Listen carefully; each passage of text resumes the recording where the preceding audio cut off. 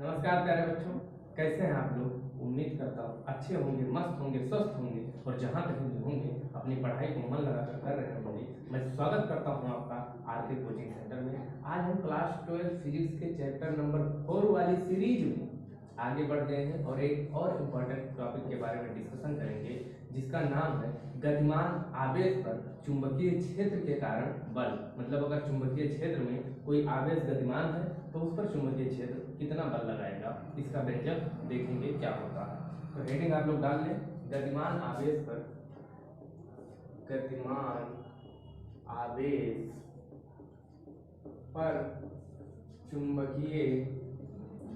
चुंबकीय क्षेत्र के कारण बल। मैग्नेटिक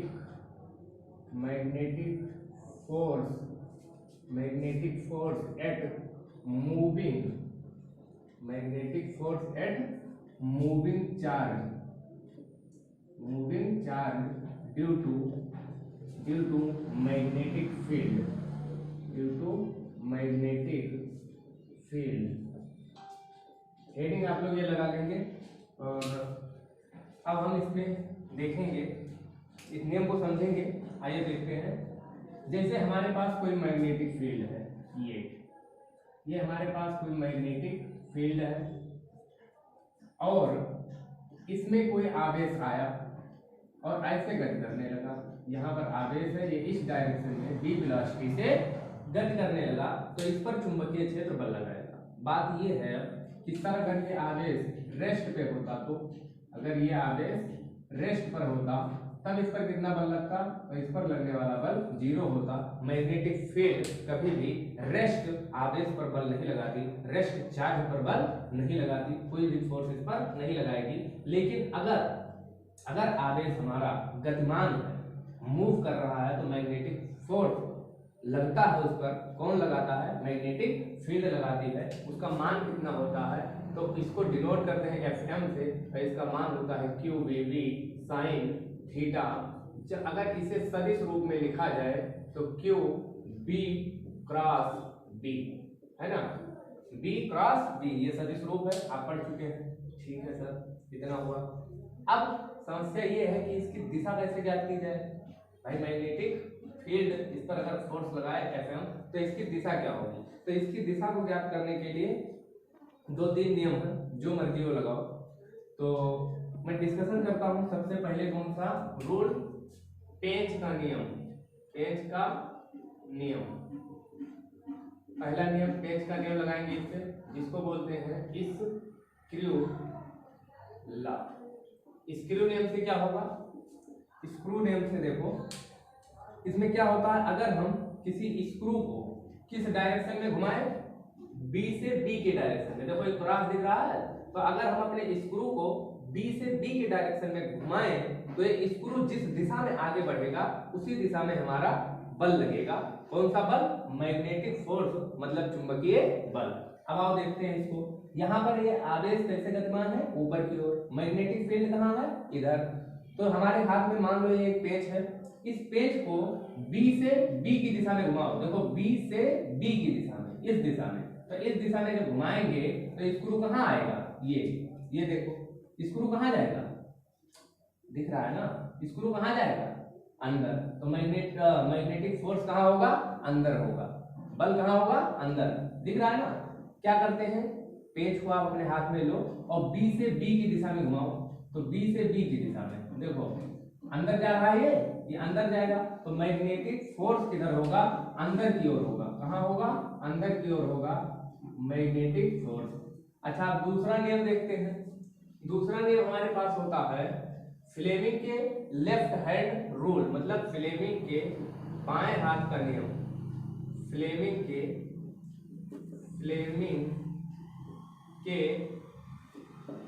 बाएं हाथ का नियम, बाएं हाथ का नियम, इसके द्वारा भी बल ज्ञात किया जाता है।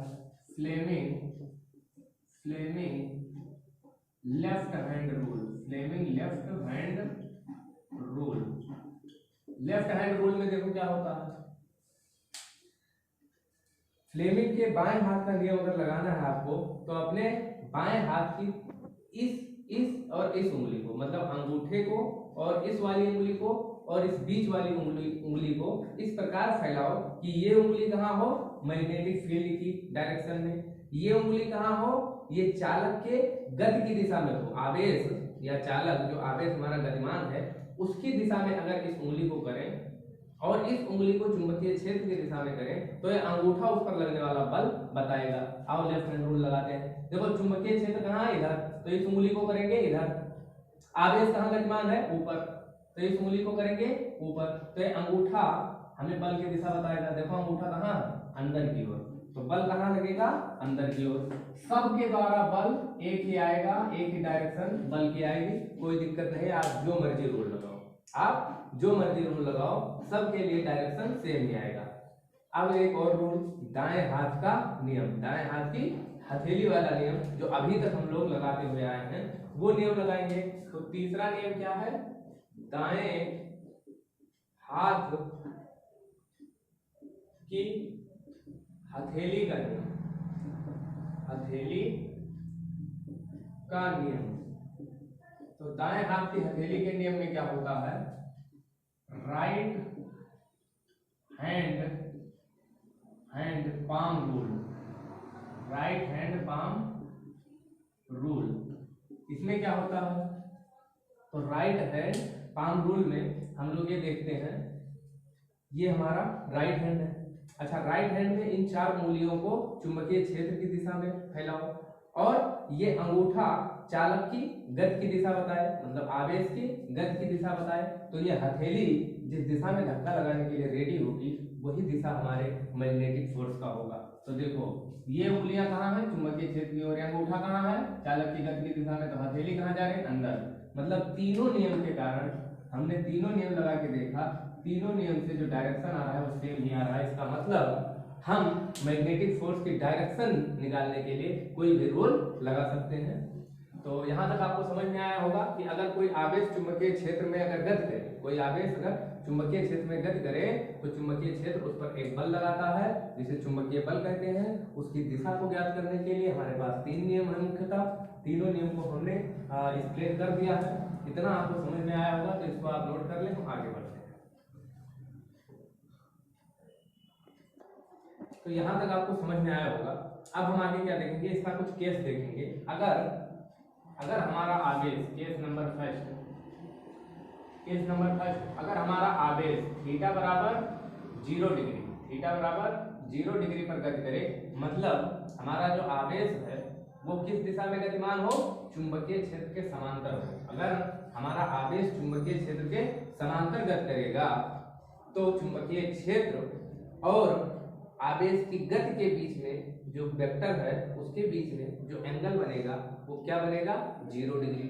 अब जब 0 डिग्री बनेगा तो उस पर बल कितना लगेगा, उस पर बल कितना लगेगा, तो अगर हम देखें तो बल लगेगा Fm बराबर क्या होता है, Q V साइन थीटा। अच्छा, अब थीटा के स्थान पे हम क्या रखेंगे, 0 डिग्री। अब थीटा के स्थान पे 0 रखें तो सारा मान क्या हो गया, 0। तो इस पर कोई बल नहीं लगेगा।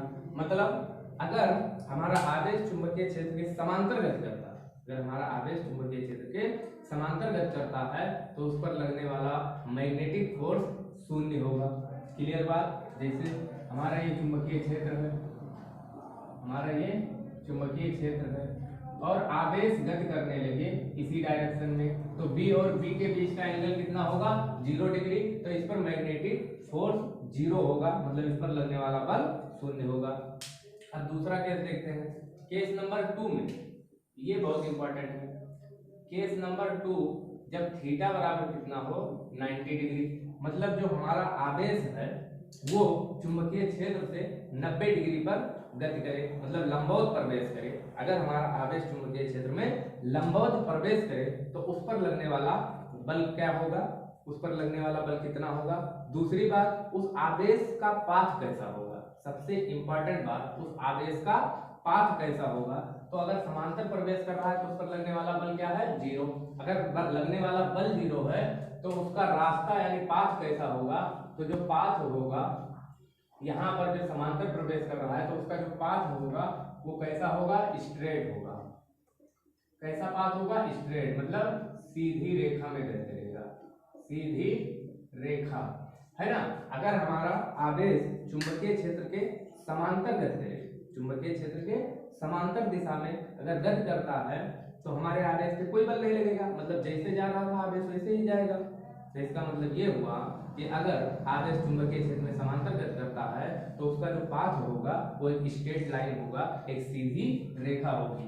अच्छा, अब जब थीटा इक्वल कितना है 90 डिग्री, मतलब हमारा अगर चुंबकीय क्षेत्र कुछ इस प्रकार से हो, कुछ इस प्रकार से हो, इस प्रकार का मतलब अंदर की ओर हो, और हमारा आवेश Q जो है वो इस दिशा में अगर मूव करे, इस दिशा में अगर मूव करे तो इस पर लगने वाला बल किस दिशा में होगा।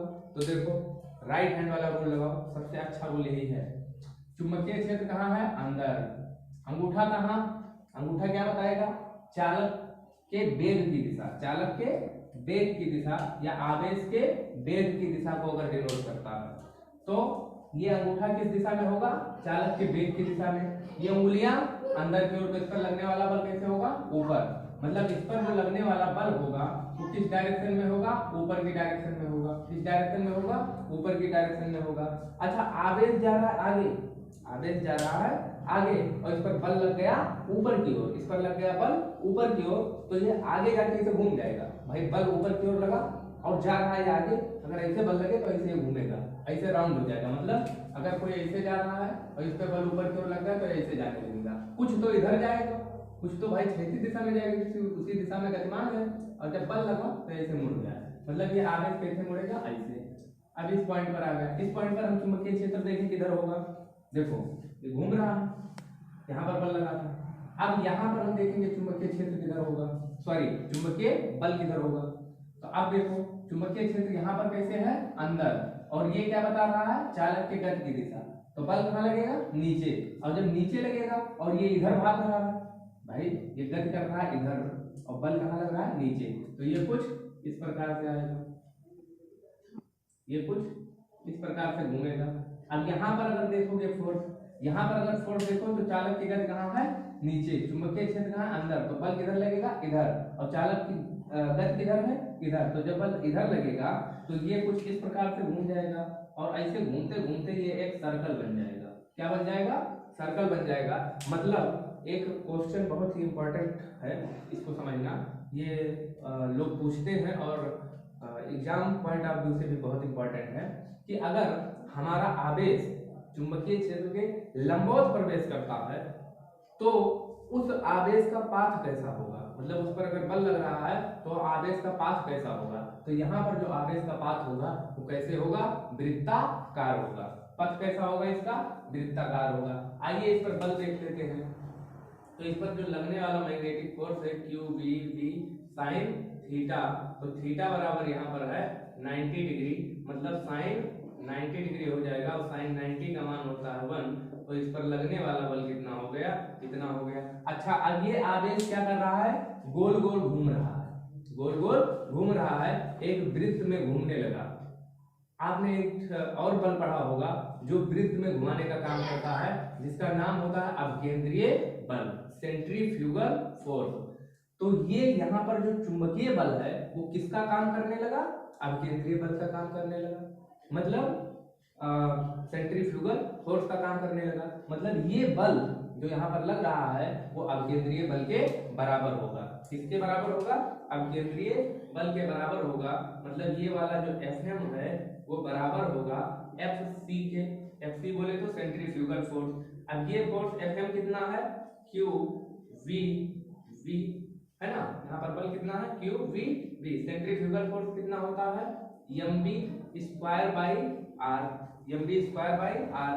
तो इस v स्क्वायर से ये v कट गया और कुछ कर रहा है नहीं, तो यहाँ पर हम वेग बराबर देखेंगे तो q v r by m, वेग कितना आया, ये क्वेश्चन पूछता है कि अगर हमारा आवेश गोल गोल घूमने लगा तो उस आवेश का वेग कितना होगा। अच्छा, वेग निकाल लिए, उसके बाद क्या पूछ लेता है, अगर ये वृत्ताकार पथ पे घूम रहा है तो इसकी त्रिज्या कितनी होगी, इस त्रिज्या का व्यंजक क्या होगा, हमने मान लिया इसकी त्रिज्या कितनी है, कैपिटल आर। अगर इसकी त्रिज्या कैपिटल आर है तो आर बराबर, सॉरी यहाँ पे स्मॉल आर लिए है ना, तो यहाँ पर भी क्या ले लो, स्मॉल आर। अब स्मॉल आर बराबर कितना होगा, तो यहीं से हम निकाल सकते हैं, आर बराबर होगा, ये देखो ये यम इधर जाएगा, तो आर बराबर हो जाएगा M B by Q B. Note करके रखेंगे, त्रिज्या का व्यंजक आ गया। ठीक है, पूछता क्या क्या है, चालक का वेग पूछ लेगा, हो सकता है उस वृत्त की त्रिज्या पूछ ले जिसमें वो घूम रहा है, तो वो कितना है, आर बराबर M B by Q B. ठीक है, अच्छा और क्या पूछ सकता है, आवर्तकाल। आवर्तकाल बोले तो इस आवेश को एक चक्कर लगाने में लगा समय कितना होगा, तो समय बराबर क्या होता है, तो यहाँ पे ध्यान से देखेंगे कि चाल बराबर होता है दूरी बटा समय। चाल बराबर होता है दूरी बटा समय, तो समय बराबर क्या हो जाएगा, समय बराबर हो जाएगा दूरी बटे चाल, दूरी बटे चाल। अच्छा अब दूरी कितनी है, तो दूरी तो यही है ना, एक चक्कर लगाने में इतनी दूरी तय करेगा, इतनी दूरी मतलब इस वृत्त का परिध, इस वृत्त का परिध दूरी के बराबर होगा। अब वृत्त का परिध क्या होता है, तो 2 पाई आर। अच्छा चाल कितनी है, बी, चाल कितनी है, बी। अब बी का यहाँ से व्यंजक उठा के रख दो, बी बराबर आप वेग जानते हैं कितना है, तो अगर वेग का व्यंजक यहाँ पर रख दिया जाए तो क्या होगा, 2 पाई आर बटे में क्यू बी आर और बाई एम। इस आर से ये आर कट जाएगा और ये यम जो है वो ऊपर जाएगा, तो 2 पाई एम अपान में क्यू बी हो जाएगा। ये हमारा आवर्तकाल निकला। आवर्तकाल के बाद क्या पूछ लेता है, मान लो फ्रीक्वेंसी पूछ लिया, तो फ्रीक्वेंसी क्या होता है, 1 में टी। फ्रीक्वेंसी होता क्या है, एक सेकेंड में आवेश कितना चक्कर लगाएगा, एक सेकेंड में आवेश कितना चक्कर लगाएगा वो उसकी फ्रीक्वेंसी होती है। और आवर्तकाल क्या होता है, एक चक्कर में लगा समय आवर्तकाल होता है। तो फ्रीक्वेंसी जो है, आवृत्ति इसको बोलते हैं, आवृत्ति आवर्तकाल के व्युत्क्रम के बराबर होती है। ठीक है, अब यह बराबर यहाँ से क्या निकल आया, तो यह बराबर निकला 1/t, और t बराबर कितना है, 2 पाई m बाई क्यू बी। तो यहाँ से क्यू बी ऊपर चला जाएगा और 2 पाई m नीचे हो जाएगा। ये इतना टर्म हमसे पूछ लेता है, तो इसलिए इसको जानना बहुत ही जरूरी है, इसको आप नोट करें। ठीक है, तो अब हम देखेंगे केस नंबर 3। केस नंबर 3 में क्या है, पहले केस में हमने देखा जब आवेश चुंबकीय क्षेत्र के समांतर आए तो उसका पाथ कैसा होगा, उस पर बल कितना लगेगा। अच्छा दूसरे केस में हमने क्या देखा कि अगर आवेश चुंबकीय क्षेत्र के लंबवत प्रवेश करे तो उस पर बल कितना होगा, उसका पाथ कैसा होगा। ठीक है, इन दोनों बातों पे चर्चा की। और क्या देखिए, उस लूप की त्रिज्या जिसमें वो घूम रहा है वो कितना होगा, आवर्तकाल कितना होगा, फ्रीक्वेंसी कितनी होगी, वेग कितना होगा, इन सब के बारे में डिस्कशन कर चुके हैं। अब तीसरा जो हमारा केस है, केस नंबर 3। केस नंबर 3 में है कि अगर आवेश किसी कोण पर, किसी एंगल पर अगर प्रवेश करे तो उसके कारण चुंबकीय क्षेत्र कितना होगा। मतलब अगर ऐसे कहा जाए कि जब आवेश चुंबकीय क्षेत्र में तिरछा प्रवेश करे, कैसे प्रवेश करे, तिरछा प्रवेश करे जब आवेश, तो हम यहाँ पर लिखेंगे when charge enter inclined in magnetic field, जब हमारा जो चार्ज है वो मैग्नेटिक फील्ड में इंक्लाइंड प्रवेश करे, इंक्लाइंड इंटर करे। जैसे ये हमारा चुंबकीय क्षेत्र है इधर, और आवेश हमारा जो आया वो ऐसे प्रवेश किया, ये हमारा Q है, ये इस प्रकार से प्रवेश किया कि इसका वेग जो है और इस चुंबकीय क्षेत्र के बीच में जो एंगल है वो कितना है, थीटा है। कितना है, थीटा है। तो अब आइए इसको समझते हैं। अगर ये इस कोण पे अगर प्रवेश करता है, इस एंगल पे प्रवेश करता है, तो इसके दो कंपोनेंट बनेंगे, एक वर्टिकल कंपोनेंट को क्या बोलेंगे, बी साइन थीटा, और यहाँ पर जो हॉरिजॉन्टल कंपोनेंट होगा वो होगा बी कॉस थीटा। अच्छा, अब ये बात देखो कि यहाँ पर दो बल हो गए, एक तो वर्टिकल हो गया और सॉरी इसका दो बेग हो गया, एक तो वर्टिकल और एक हॉरिजॉन्टल। अच्छा, अगर बेग हमारा हॉरिजॉन्टल तो इस पर चुंबकीय क्षेत्र किस प्रकार से बल लगाएगा कि ये गोल गोल घूमने लगे, और इसका बेग जब क्षैतिज में है तो इसका मतलब ये हुआ कि इस पर चुंबकीय क्षेत्र कोई बल नहीं लगाएगा, ये धीरे से आगे बढ़ेगा। ये कैसे आगे बढ़ेगा, थोड़ा आगे बढ़ेगा फिर गोल गोल घूमेगा। पहले क्या करेगा, ये बल है तो ये गोल गोल घुमाया, फिर ये क्षैतिज बल लग रहा है इसको थोड़ा सा आगे बढ़ाएगा। भाई इधर भी बेग है ऊपर भी है, इस पर चुंबकीय क्षेत्र बल लगाया ये गोल गोल घूमा, फिर ये बेग है इसके कारण थोड़ा आगे बढ़ा, तो इसका पाथ जो होगा वो कुछ इस प्रकार से होगा। एक बार ये गोल गोल घूमेगा फिर थोड़ा सा आगे बढ़ेगा, एक बार ये घूमेगा फिर थोड़ा सा आगे बढ़ेगा, थोड़ा सा आगे बढ़ेगा और फिर ऐसे घूमेगा फिर आगे बढ़ेगा, फिर घूमेगा फिर आगे बढ़ेगा फिर घूमेगा। ये ऐसे कुछ पाथ होगा इसका पाथ कुछ ऐसे होगा। इस पाथ को बोलते हैं हेलिकल पाथ। कैसा पाथ, हेलिकल पाथ, मतलब कुंडलिनी पथ, कुंडलिनी पथ इसको बोलते हैं कुंडलिनी पथ, अगर हेलिकल है तो। अच्छा, इसका पाथ हमारे समझ में आ गया। अब हम निकालते हैं बल कितना होगा, तो बल Fm बराबर कितना होगा, तो Fm बराबर होगा क्या, Q V V sin theta, या इसी बल को बोलते हैं हम लंबवत बल, इसी बल को हम बोलते हैं लंबवत बल। देखो इस पर तो चुंबकीय क्षेत्र कोई बल नहीं लगाएगा, सॉरी इसको बोलते हैं लंबवत बेग। क्या हो गया, ये बेग है भैया, जहां जहां बोले हैं ये बेग है। अब देखो यहाँ पर हम बेग लंबवत क्यों ले रहे हैं, क्योंकि लंबवत बेग पर ही, लंबवत बेग पर ही ये बल लगा रहा है कौन, चुंबकीय क्षेत्र। इस क्षैतिज वाले पर, ये जो क्षैतिज बेग है इस पर चुंबकीय क्षेत्र कोई बल लगाएगा नहीं, क्योंकि यहाँ पर थीटा का मान क्या है, जीरो, थीटा का मान जीरो है। थीटा होता क्या है, फिर ये वाला थीटा मत देखना, ये वाला थीटा देखो और यहाँ पर बल का मान रखो तो क्या हो जाएगा, थीटा बराबर जीरो। तो इस पर बल क्या होगा, जीरो। अच्छा, इस पर बल जीरो होगा तो बल नेट लगेगा किस पे, इसी पर, तो ये बल लगा। इसी को हम ये भी लिख सकते हैं क्यू वी परपेंडिकुलर, ये Fm बराबर हो गया।